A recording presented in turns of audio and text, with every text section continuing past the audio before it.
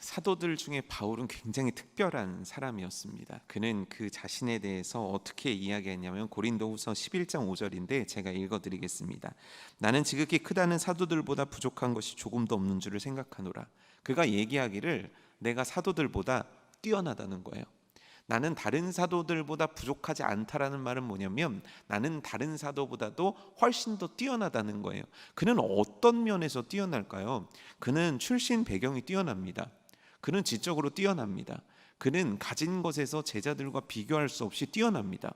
또 사도가 되어서 그가 행한 일들을 보면 다른 사도들보다 압도적으로 많은 일들을 합니다. 그가 세운 업적들은 어마어마하죠. 교회를 세웠고 선교 최초의 선교사가 되어서 직접 파송되어서 세계 선교를 감당했고, 그리고 우리가 읽는 대부분의 신약 성경의 서신들을 바울 서신이라고 이름 붙일 정도로 그는 탁월한 업적을 보였습니다. 그러니 누가 생각해도 그 모든 사도들, 예수님의 제자들을 통틀어 가장 뛰어난 자가 누구냐고 한다면 바울입니다라고 얘기해도 부족함이 없을 만한 것이고, 그가 이렇게 얘기한 것에 대해서 우리는 인정할 수밖에 없는 게 사실일 겁니다. 그런데 고린도후서 11장 5절에서 나는 다른 사도들보다 부족할 게 없어라고 얘기한 바울이요, 고린도전서 15장 9절에는 뭐라고 얘기하냐면 나는 사도 중에 가장 작은 자라 나는 하나님의 교회를 박해하였으므로 사도라 칭함받기를 감당하지 못할 자니라. 자기는 사도라고 칭함받기조차 부끄러운 자라고 얘기하는 겁니다. 그럼 왜 아까는 자랑했다가 지금은 왜 자기를 별것 아니라고 얘기하는 겁니까? 뭔가 바울이 왔다 갔다 얘기하는 겁니까? 아닙니다. 실제 바울은 탁월합니다.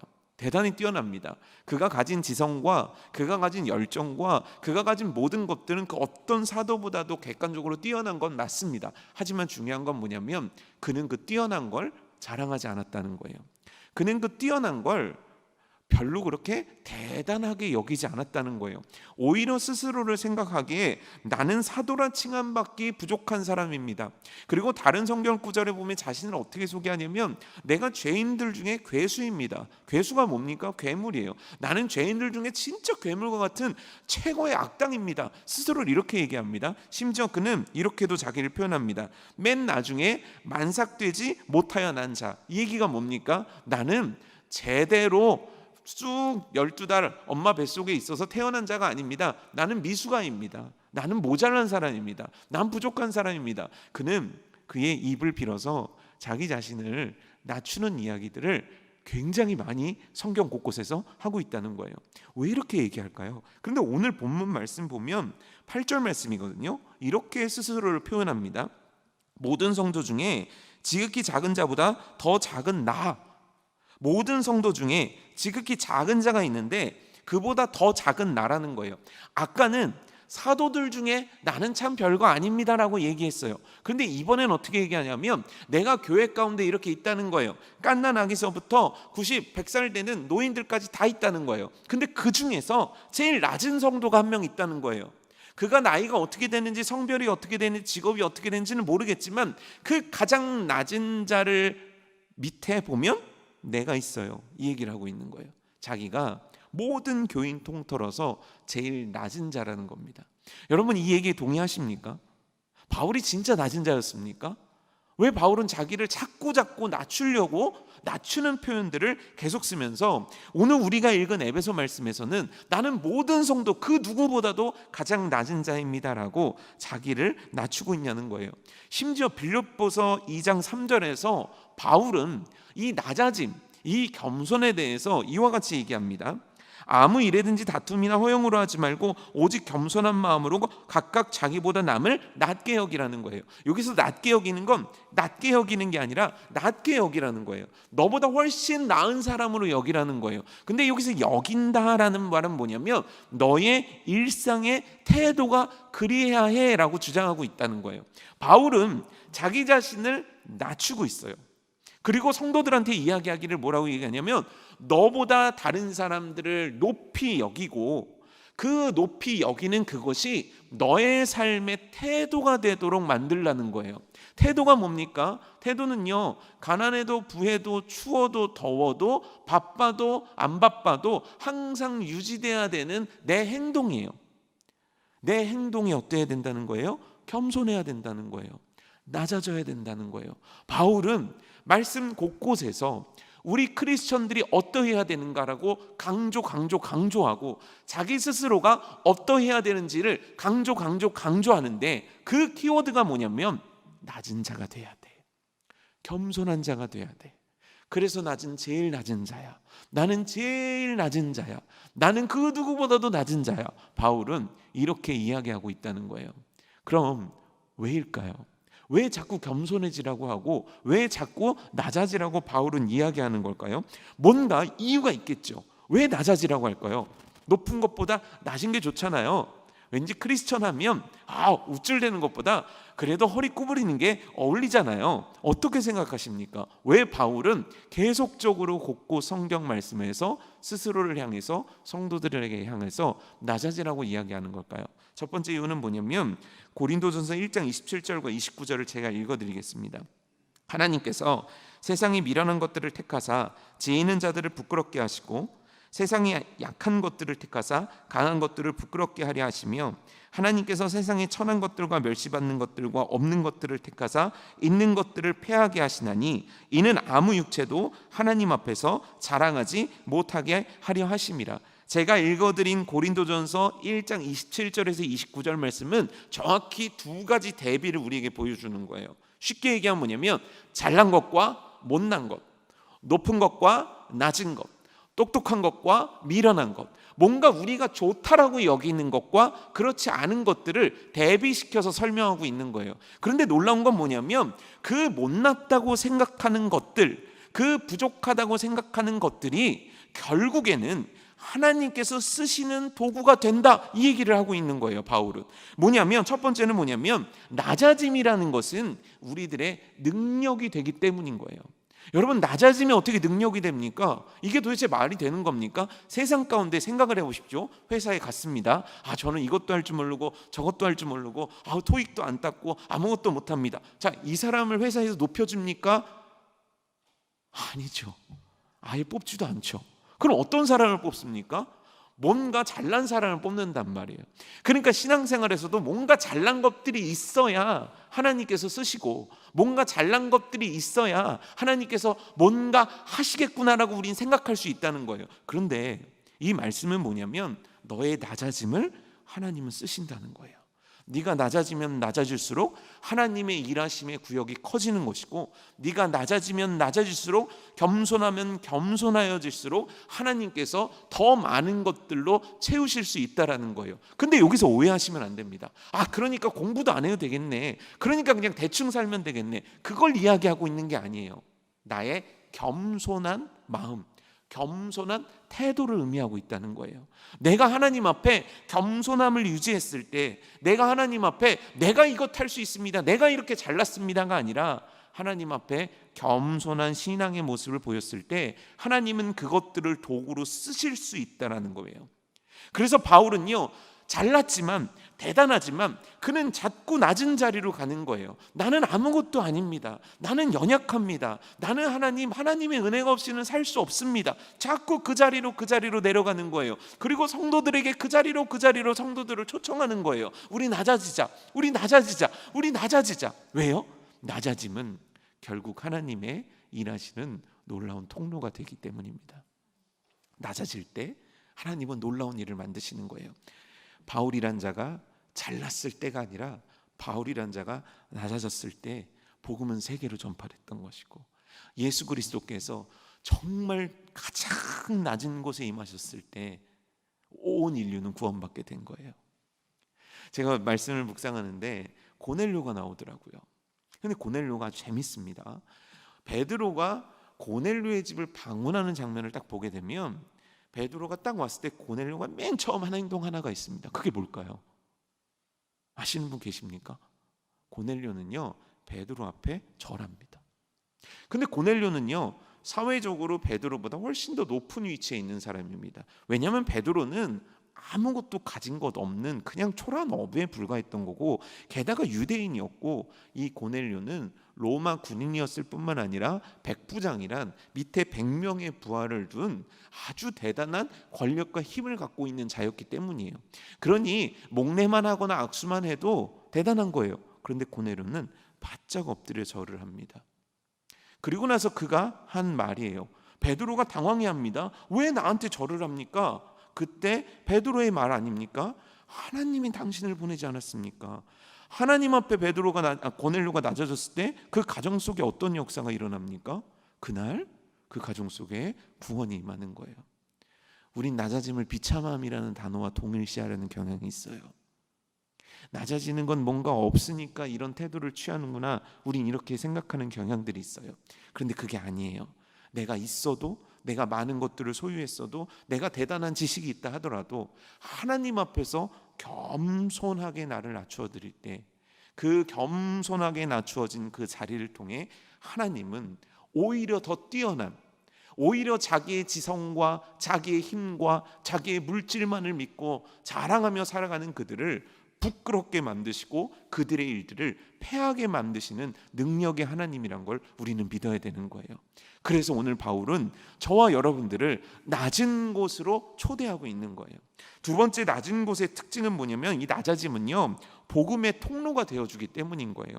오늘 8절 9절 말씀이 그걸 드러내고 있거든요.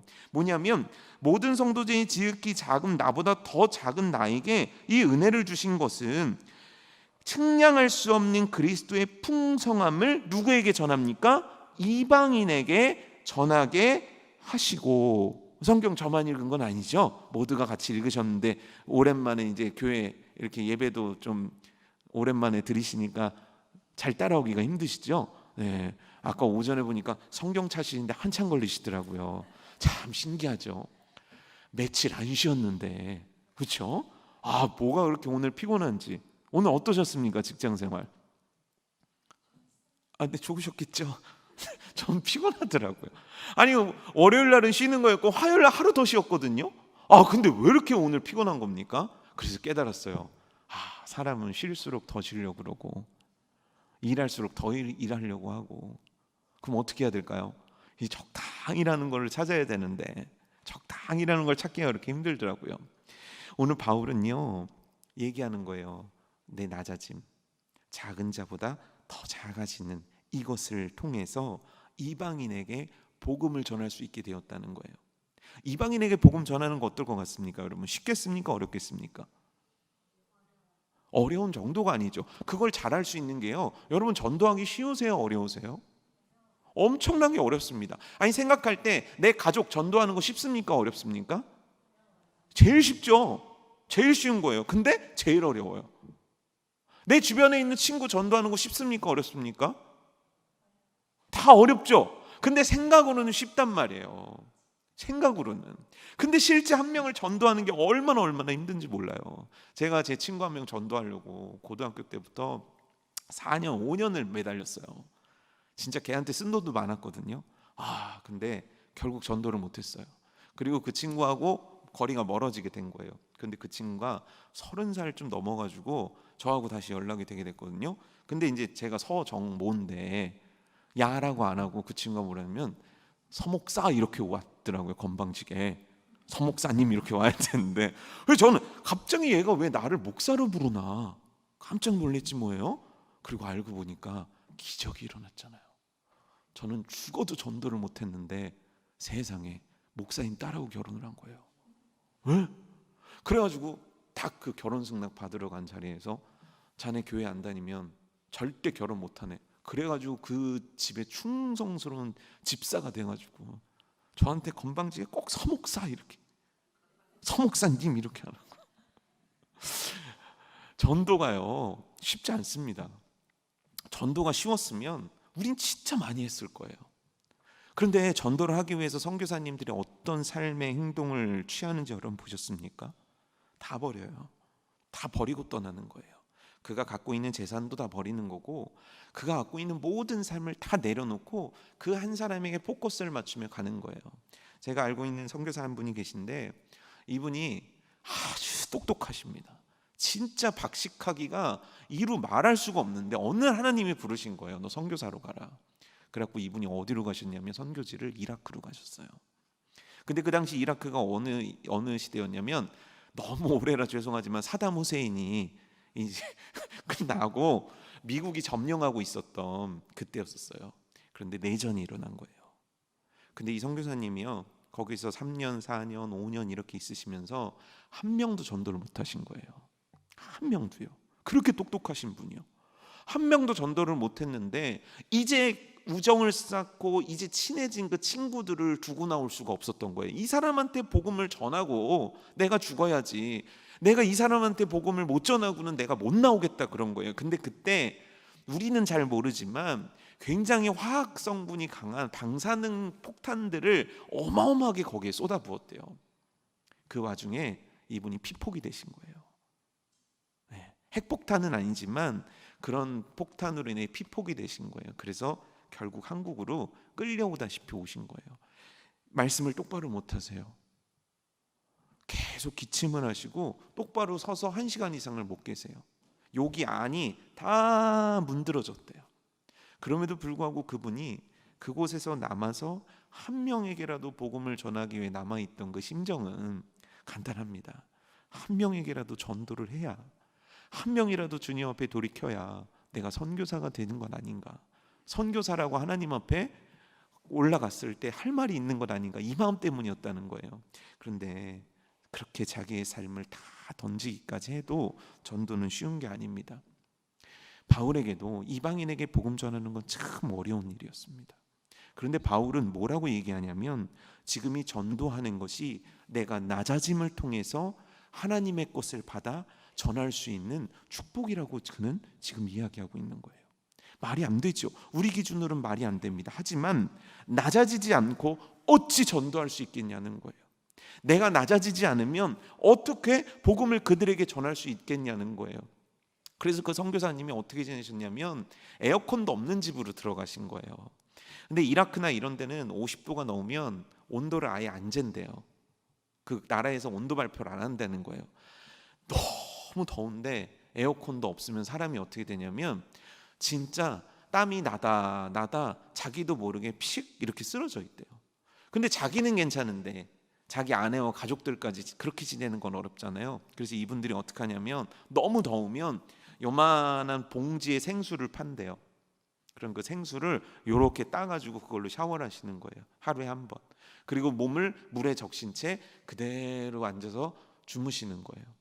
근데 그렇게 그 삶을 계속 살아갔던 이유는 뭐냐면 이들과 눈높이를 맞추기 위해서라는 거예요. 이분은 자기의 삶을 버렸어요. 자기의 생활을 버린 거예요. 왜요? 복음 전하려고요. 우리도 마찬가지입니다. 우리도 주일학교 한 명 전도하는데 나는 어른이야, 왜 넌 내 말을 못 알아들어? 이렇게 하면 전도 못하는 거예요. 아이들 눈높이에 맞춰서 나도 낮아지지 않으면 복음을 전할 수가 없는 거예요. 못 배운 사람이라면 나도 같이 못 배운 위치로 가야 되는 것이고, 가난한 자라면 나도 같이 가난한 위치에 가야 되는 것이고, 잘난 사람이라면 나도 그의 눈높이에 맞춰서 복음을 전하는 것. 그런데 그 복음을 전하는 그것에 너무너무 필요한 것이 있었으니 그게 바로 낮아짐이라는 거예요. 바울이 얘기하는 거예요. 내가 낮아졌기 때문에 내가 복음을 전할 수 있었다는 거예요. 내가 낮아졌기 때문에 내가 아무것도 아니게 그 위대하신 복음을 싣고 그들에게 전할 수 있는 낮아진 자가, 복음을 전하는 자가 될 수 있었다는 얘기를 오늘 바울은 우리들에게 하고 있는 거예요. 낮아짐은 참 우리들에게 손해 같고, 낮아짐은 우리 인생에 참 선택하기 어려운 것 같지만 놀랍게도 그 낮아짐이 하나님의 능력을 끌어오는 힘이고, 그 낮아짐이 복음을 전하는 통로가 되었다고 고백하는 거예요. 그런데 이에 더해서 바울 사도가 뭐라고 얘기하냐면, 내가 낮아졌는데, 이 낮아진 자에게 이 복음을 딱 주셨는데, 그러니까 이 복음을 가지고 전하는데, 하나님 그러니까 저 잘했죠, 이렇게 낮아져서 이들에게 복음을 전하고 있으니까 저 정말 대단하죠. 바울은 그렇게도 생각 안 하는 거예요. 어찌 나와 같은 자에게 이 복음을 맡기셨습니까? 어찌 나와 같은 자에게 이 복음을 감당하게 하셨습니까? 그는 더 낮아지기를 선택하고 더 낮아지기를 추구하는 인생을 살게 된 거예요. 왜요? 낮아짐이 하나님의 뜻이기 때문이고, 낮아짐이 하나님께서 우리들을 통해서 인류를, 사람들을 구원하시게 하려는 통로라는 것을 깨달았기 때문이에요. 그래서 오전에 말씀을 나누는데 이제 어떤 분이 그러시는 거예요. 전도를 했는데 약 올린대요. 너무 약 올린대요. 온다 그런대요. 근데 우리 알고 있죠? 온다 그러면 와요, 안 와요? 안 오더라고요. 안 온다 그런 사람은 와요, 안 와요? 모르겠어요. 그럼 도대체 누가 오는지를 모르겠어요. 너무 약 올라가지고 마음에 썽이 나더래요. 화가 나더래요. 그래서 어떻게 그 사람한테 한마디라도 해주고 싶은데, 그럼 그때 어떻게 해야 되는 겁니까? 우리는 낮아지는 거예요. 더 낮아지는 거예요. 더 낮아지는 거예요. 왜냐하면 우리의 낮아짐은 복음이 전달되는 통로이기 때문입니다. 그런데 바울이 이렇게 말씀을 딱 하고 자 우리 낮아집시다 이렇게 했으면 좋겠는데, 바울은 갑자기 교회 얘기를 10절과 11절에 끌어갖고 옵니다. 그러더니 하는 얘기가 뭐냐면, 우리의 낮아짐, 그래서 우리가 낮아짐으로 복음을 전달하게 된 이것이 어디로 흘러가게 됐는지를 얘기해 주는 거예요. 10절 보실래요? 이는 이제 교회로 말미암아 하늘에 있는 통치자들과 권세들에게 하나님의 각종 지혜를 알게 하려 함이니, 11절 보면 곧 영원부터 우리 주 그리스도 예수 안에서 예정하신 뜻대로 하신 것이라. 이게 무슨 얘기입니까? 우리가 그렇게 낮아져서 비밀, 하나님의 놀라운 복음의 비밀을 가진 자가 되어 이걸 전하는 자가 되었는데, 이것이 이제 어디로 가게 되었냐면 교회로 가게 되었다는 거예요. 쉽게 얘기하면 뭐냐면, 우리가 살고 있는 이 시대 가운데 하나님은 이 놀라운 천국 복음을, 그 누구도 깨달을 수 없는 이 지혜의 놀라움을 교회에게만 허락하셨다는 거예요. 그럼 이 얘기는 뭐냐면, 복음이라는 것, 구원이라는 건 교회를 통해서 나가지 않으면 그 어느 곳에서도 나갈 수 있는 것이 아니란 얘기를 하는 거예요. 왜 이 얘기를 갑자기 하는 걸까요? 그거는 조금 이따 나눠보기로 하고요. 우리 고린도전서 6장 2절 3절을 제가 한번 읽어드릴게요. 성도가 세상을 판단할 것은 너희가 알지 못하느냐? 세상도 너희에게 판단을 받겠거든. 지극히 작은 일 판단하기를 감당하지 못하겠느냐? 우리가 천사를 판단할 것을 너희가 알지 못하느냐? 그러하거든 하물며 세상 일이라. 이건 교회의 권위를 얘기하고 있는 겁니다. 교회란 곳이 어떤 곳인지 아니? 세상을 판단하는 곳이야. 그런데 지금은 어떻죠? 거꾸로 된 것 같죠? 세상이 교회를 판단하고 있다는 거예요. 바울 사도는 지금 뭐를 강조해서 얘기하냐면, 이 복음이라는 놀라운 것, 그 누구도 담을 수 없는 걸 하나님은 교회에 주셨다는 거예요. 그런데 이 교회에게 그것만 주신 것이 아니라 세상을 판단할 수 있는 권위도 주셨다는 거예요. 그런데 오늘날은 뭐가 잘못된 거예요. 그렇죠? 사람들이 교회를 판단해요. 사람들이 교회를 비판해요. 사람들이 교회에 손가락질해요. 왜 이러는 걸까요? 우린 잠깐 이거에 대해 생각을 해봐야 돼요. 분명히 하나님께서는 복음이라는 걸 교회에만 주셨습니다. 여러분, 교회를 안 다니는데 나는 천국 가요, 이거 거짓말입니다. 교회를 통하지 않고는 그 누구도 복음이란 걸 받아들일 수 없습니다. 내가 교회이니까 나는 혼자 예배드려요. 아닙니다. 그건 하나님의 뜻이 아닙니다. 하나님은 우리에게 교회를 허락해 주셨어요. 교회를 통해서 그 은밀하고 비밀한 일들을 알 수 있도록 만들어 주셨다는 거예요. 그렇다면 이 교회를 통한 복음들이 세상 속에 막 전해져야 되는데, 그리고 그 교회가 세상을 판단하는 곳이어야 된다라고 말씀까지 해주셨는데, 오늘날 교회는 뭔가 이상해요. 뭔가 잘못됐어요. 사람들한테 욕을 엄청 많이 먹어요. 예전에 제가 신학교 갔을 때 교수님이 보여줬던 신문 스크랩이 하나 있었어요. 80년대 스크랩이었는데, 80 몇 년도 뉴스 스크랩이었는데, 그 뉴스 제목이 뭐였냐면 이화 여대생이 뽑은 최고의 신랑감 직업 순위였어요. 여러분, 2위가 목사였어요. 대단하지 않습니까? 근데 지금은 어떨까요? 듀오 목사님들 결혼, 이제 전도사님들 결혼 못하신 전도사님들이 듀오 가시면 몇 위 정도 할까요? 저번에 듀오 이렇게 신문에 이렇게 봤는데, 듀오 회원이 제가 정확히는 기억 안 나는데 한 5만 명이 뭐 이렇게 넘는데, 거기 이렇게 써 있더라고요. 2만 9천 몇 명이 전문직 종사자 이렇게 써놨더라고요. 우리도 전문직 종사자거든요. 근데 세상은 어떻게 지금 교회를, 또 교회에서 일하고 있는 목사를, 또 이런 사역자들을 평가하고 있냐는 거예요. 왜 그러냐는 거죠. 사단의 전략이라는 거예요. 잘 생각해 보십시오. 여러분들이 복음을 전하거나 이 세상에서 교회에 대해서 하고 있는 얘기들을 잘 들어보십시오. 놀랍게도요, 하나님 욕하는 사람 없습니다. 예수님 욕하는 사람 없습니다. 그럼 뭘 욕하죠? 예수님 믿는 사람들이 욕을 먹습니다. 예수님 믿는다고 모여진 교회가 욕을 먹는 거예요. 실제 하나님을 욕하는 사람은 정말 찾기 힘들고 예수님을 비난하는 사람들 찾기는 정말 힘듭니다. 그렇다면 사단의 전략은 뭡니까? 본질적인 것들에 대해서 사람들이 알지 못하도록 만드는 거예요. 왜요? 겉에만 교회라는 것만 공격하면, 교회라는 곳이 타락했어, 교회라는 곳은 지저분해, 교회라는 곳은 악해, 이것만, 이 이미지만 심어주면 그 안에 뭐가 있는지 사람들은 애초에 들으려고 하지 않는 거예요. 더 쉽게 말씀을 드려볼게요. 제가 내일이면 여러분들에게 부자 될 수 있는 방법판을 알려드릴게요.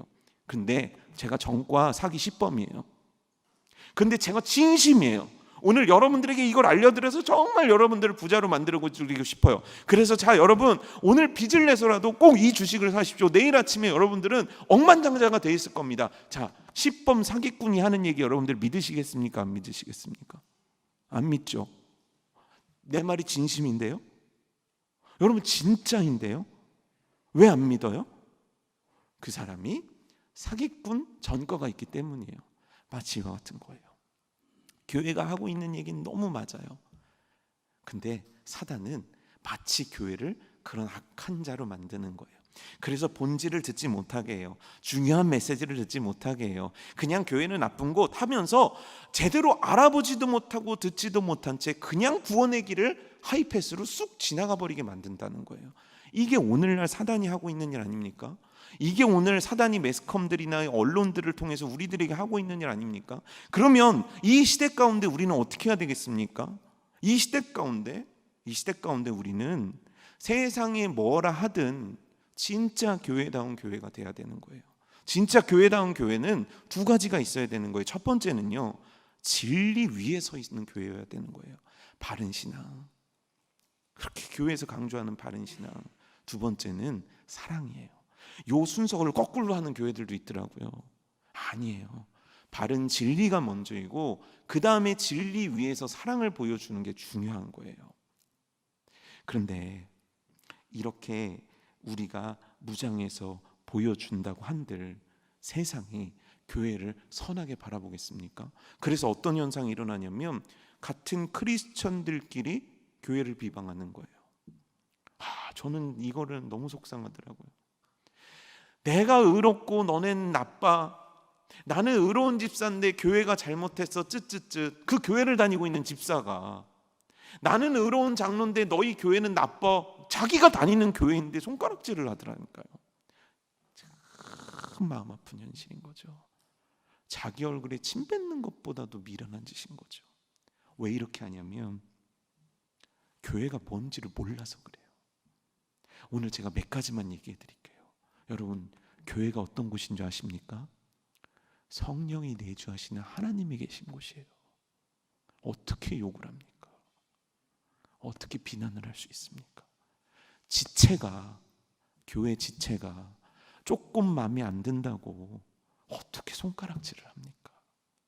하나님이 계신 교회인데. 두 번째는요, 이곳이야말로 진짜 기쁨이 있는 곳이에요. 여러분, 여기도 예전에 놀던 분들 많이 계시죠? 제가 눈빛은 안 마주칠게요. 제가 얘기를 들어보니까 저는 그런 적이 없지만 밤새, 옛날에 나이트클럽이 있었잖아요. 밤새 술을 먹고 나이트클럽에서 논대요. 그렇게 재밌대요. 그렇게 재밌는데 나오면 그렇게 비참하대요. 근데 잘 생각해 보세요. 밤새 교회에서 기도하시고, 해보신 적도 없으신 것 같지만 밤새 교회에서 기도하고 딱 나갈 때 기분은 어때요? 제가 그냥 전해드릴게요. 체험해 보시기를 축복합니다. 날아갈 것 같아요. 진짜 기쁨은요, 교회밖에 없어요. 여러분 착각하시면 안 돼요. 아니, 다른 것 봐도 영화 보고만 웃기던데요, 다른 거 하고도 즐겁던데. 아니요, 그건 위장된 거예요. 계속되지 않아요. 사라져버리고 사그라져버리고 없어져 버려요. 그리고 나를 비참하게 만들어요. 그런데 주님 안에서 주께서 주신 기쁨은 정말 표현할 수 없는 놀라운 기쁨 아닙니까? 그게 여러분 교회밖에 없어요. 교회에서만 우리가 진짜 기쁨을 누릴 수 있는 거예요. 세 번째는 뭐냐면 예수님이 너무너무 교회를 사랑하시는 거예요. 그래서 교회를 일컬어 다른 표현으로 어떻게 씁니까? 주님의 몸된 교회라는 표현을 써요. 그게 뭡니까? 내가 너희의 머리가 되어줄게. 너희는 나의 지체가 되어주렴. 이 정도로 주님께서 애정을 쏟고 계신 것이 교회인 거예요. 그래서 그와 같은 애정을 쏟고 있는 게 바울인 거예요. 그래서 사도행전 20장 24절에 보면 이렇게 얘기합니다. 내가 달려갈 길과 주 예수께 받은 사명 곧 하나님의 은혜의 복음을 증언하는 일을 마치려 하면은 나의 생명조차 조금 더 귀할 것으로 여기지 아니하노라. 이게 무슨 얘기입니까? 내가 그 교회를 세우는 일, 내가 그 교회를 든든하게 하는 일, 내가 그 교회를 만드는 일에 내 생명도 아깝지 않아. 이건 내 모든 것들을 투자해도 아깝지 않은 거야. 여러분, 이게 교회입니다. 이게 교회예요. 교회는 세상이 손가락질한다고 손가락질 받아서 되는 것도 아니고 내 마음에 안 든다고 비난해서 되는 것도 아니며, 교회는 하나님이 살아계신 기쁨의 처소요, 하나님이 일하시는 역사의 장소이며 하나님께서 이 세상을 유일하게 구원하도록 만든 방주가 바로 이 교회라는 거예요. 여러분, 교회를 사랑하는 은혜가 여러분들 가운데 있기를 축복합니다. 교회를 사랑해야 합니다. 교회를 아껴야 합니다. 교회를 보존해야 합니다. 그리고 그 교회를 통해 복음이 전파되도록 만들어야 되는 거예요. 근데 바울이요, 이렇게 쭉 교회에 대해서 얘기를 하는데, 그러면서 자기가 어떻게 얘기하냐면 13절에 보면은 환난에 대해서 낙심하지 말라고 얘기하는 거예요. 막 이것은 너희의 영광이라는 거예요. 이 얘기를 하는 게 뭐냐면 바울이 지금 처지가 안 좋거든요. 감옥에 있거든요. 그런데도 막 이렇게 얘기를 하는 거예요. 그러니 듣는 성도들은 환난이 달갑겠습니까? 낮아짐이 달갑겠습니까? 지금 바울이 이야기하는 게 되게 멋있어요. 제가 얘기하니까 별로 안 멋있어서 그렇지만 그냥 읽어보시면 바울 진짜 멋있거든요. 근데 이걸 직접 듣는 성도들은 이 얘기가 안 멋있어요. 왜냐하면 자신들이 겪은 삶의 현실이기 때문이에요. 근데 바울이 얘기합니다. 너네들 내가 왜 이게 영광이라고 그러는 줄 아니? 12절 말씀이거든요. 우리가 그 안에서 그를 믿음으로 말미암아 담대함과 확신을 가지고 하나님께 나아감을 얻느니라. 우리가 이렇게 살아갈 때 하나님께 나아감을 얻는 그 축복을 누린단다, 얘들아. 그러니 우리 낮아짐으로, 그러니 우리 교회를 통해 복음이 전파되도록 그렇게 살아가자. 환난을 두려워하지 말자. 담대함으로 이 일을 감당하며 살자. 바울은 이 이야기를 하고 있는 거예요. 그럼 아까 풀지 못했던 이야기를 해봐요. 그럼 교회에 원하시는 하나님의 뜻은 무엇이겠습니까? 바울이 낮아짐으로 하나님의 역사를 당긴 자가 되었고, 바울이 낮아짐으로 복음을 전한 자가 되었다면 우리 교회는 어떤 자가 되어야 되겠냐는 거예요. 오늘 제목입니다. 오늘 제목 아세요? 지극히 작은 자보다 더 작은 자가 우리가 되어야 되는 거예요. 우리 낮은 자 되어야 되는 거예요. 교회는 낮은 자 되어야 되는 거예요. 우리 한 분 한 분 교회들이 낮은 자가 되어야 되는 거예요. 근데 여러분, 낮은 자 어때요? 좋습니까? 사실 우리 자녀들 가르칠 때 뭐 잘해 뭐 잘해 뭐 잘해 이렇게 하죠. 그리고 우리가 잘할 때도 너는 공부도 잘해야 되고 숙제도 잘해야 되고 늦지도 말아. 왜 그렇죠? 결국 우리 모두가 추구하는 인생은 뭡니까? 우리가 추구하는 인생이요, 올라가는 인생이에요. 올라가는 인생, 높은 곳으로 가기 원하는 게 우리들의 인생이에요. 저는 아닙니다. 그러면 여러분 생각해 보세요. 여러분들이 오늘 받는 월급을 더 받았으면 좋겠습니까? 이제 여기로 스톱했으면 좋겠습니까? 더 받았으면 좋겠죠. 그거예요. 우린 좀 더 많은 숫자와 좀 더 많은 것들을 얻고 싶은, 높아지고 싶은 욕망으로 가득 찬 거예요. 그래서 공부하고, 그래서 노력하고, 그래서 일하는 사람들이에요. 근데 성경은 반대를 얘기하는 거예요. 너희가 그렇게 가졌어? 높은 데 가려고 그렇게 가졌어? 높은 층 가서 살려고 그렇게 가졌어? 아니야. 내려와. 낮아져. 어디까지? 바울 선생님처럼요? 아니, 예수 그리스도까지 낮아지자. 그 분량에 이를 만큼 낮아지고 낮아지고 낮아지고 낮아지자. 이거 어려워요. 그래서 설교 끝날 때 여러분 낮아집시다 하면 그래, 그렇게 해야지, 여기까지는 됩니다. 그런데 진짜 삶에서 내 한 칸을 낮추기가 너무너무 어려워요. 왜냐면 나는 높아지고 싶거든요. 사람들이 이렇게 해줬으면 좋겠거든요. 막 잘했다고 해주는 그 얘기를 너무너무 듣고 싶거든요. 그런데 그 갈등 속에 있는 우리들에게 예수님의 한 모습이 어른거리는 거예요. 예수님께서 십자가에 못 박히시기 전에 겟세마네 동산에서 기도를 하셨거든요. 근데 기도를 얼마나 간절히 하셨는지 땀방울이 핏방울이 됐대요. 근데 그 기도 제목이 뭔지 아십니까? 예수님이 그렇게 간절하게 기도하셨던 제목이 아버지, 이 십자가를 제가 좀 피하고 싶습니다. 이 치욕스러움을 좀 피하고 싶습니다. 이 고통을 좀 피하고 싶습니다. 왜요? 너무 아프니까요. 너무 자존심 상하니까요. 하나님이 이렇게까지 낮아져야 될 이유는 없는 거잖아요, 사실. 아무리 뭐 하나님의 위대하신 사랑 어쩌고 저쩌고 우리가 다 갖다 붙여도 입장 바꾸면 그렇게까지 해야 될 이유가 하나도 없거든요. 그런데 그 마지막 순간 예수님의 선택이에요. 뭡니까? 낮아지겠습니다. 그리고 십자가를 지시는 거예요. 그리고 그 위에서 조롱거리가 되는 거예요. 사람들이 어떻게 한 줄 아십니까?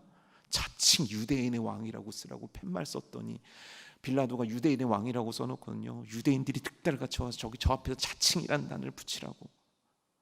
얼마나 마지막까지 치욕스러웠는지 몰라요. 근데 예수님은 더 낮아지기를 택하신 거예요. 그래서 수많은 셀 수 없는 영혼들을 살려내신 거예요. 오늘 우리가 낮아질 때 우리의 낮아지는 헌신의 크기만큼 하나님께서 일하신다면 우리 오늘 낮아질 수 있는 것 아닙니까? 내가 낮아져서 한 영혼을 구원할 수 있다면 내가 오늘 한번 눈 찔끔 감고 한 계단 더 내려와서 낮아질 수 있는 것 아니겠습니까? 여러분, 낮아져서 주님의 역사를 끌어오는 믿음의 사람들 되기를 축복합니다. 낮아져서 한 영혼을 구원해낼 수 있는 그 일에 헌신적으로 쓰임받는 것이 저와 여러분 되기를 주님의 이름으로 축복합니다.